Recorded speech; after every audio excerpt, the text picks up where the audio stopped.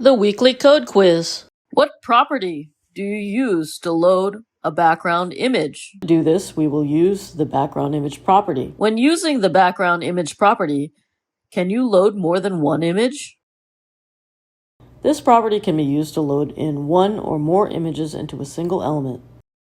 Why add a background color for the element?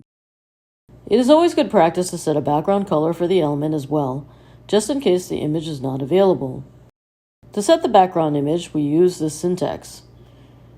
URL indicates we will tell the browser where to find the image. In this example, we have also set a background color, a light gray color. What are the default settings for a background image? The default for a background image is to be placed at the top left corner of an element and repeated both vertically and horizontally. By setting a background repeat, you can have the image not repeat. So in our example, we have added a CSS rule for background repeat and set it to no-repeat. How do you add more than one image?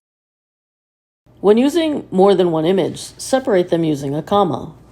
And you can also indicate whether you want to repeat the background image or not by using a comma to separate your commands.